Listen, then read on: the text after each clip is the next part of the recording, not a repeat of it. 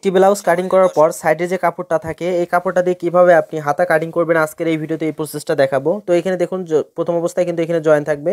তো জয়েনের কাপড়টা এখানে হচ্ছে আমি আলাদা করে নিই। এখানে হচ্ছে পরিমাণ মতো ভাঁজটা দিয়ে কিন্তু আমি এদিকে একটা মার্ক করে নিলাম। তো এই মার্কটা করা কমপ্লিট হলে একটু ভালোভাবে খেয়াল করবেন, এখানে একটা ভাঁজটা দিয়েছি। ভাঁজ দেওয়ার পর এখানে আর্মহোলটা আপনি বডি পার্টটা এইভাবে মাপ দিবেন। মাপ দেওয়ার পর এখানে যে ভাঁজটা দিয়েছেন এই ভাঁজটা দেখবেন ঠিক আছে কিনা। তো এখানে আমার হচ্ছে ভাঁজটা ঠিক আছে, তো এই জন্য আমি প্রথম অবস্থায় এখানে একটা মার্ক করব। তো এখানে মার্ক করার পর দেখুন এই যে এখানে হচ্ছে যতটুকু আমার লাগবে সেই পরিমাণ এখানে নিয়ে কিছু পরিমাণ কাপড় ব্যালেন্সভাবে নিয়ে নিব। এরপর এখান থেকে হচ্ছে ইঞ্চি টেপটা লম্বালম্বি করে বিছাবো। এখানে শেপ দেওয়ার জন্য 3 ইঞ্চি নিব।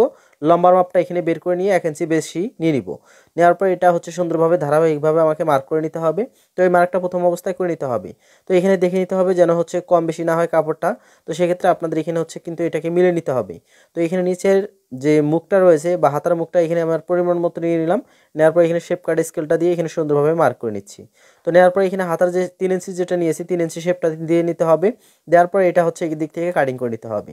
আর এই দিক থেকে হচ্ছে কিন্তু আমাদের যতটুকু পরিমাণ হচ্ছে হাতার মুখ থাকবে সেই পরিমাণটা আমাকে এখানে নিয়ে নিতে হবে। তো এই মতো অবস্থায় কিন্তু আমার হচ্ছে এখানে হাতাটি কাটিং করা কমপ্লিট। ভিডিওটি ভালো লাগলে শেয়ার করবেন।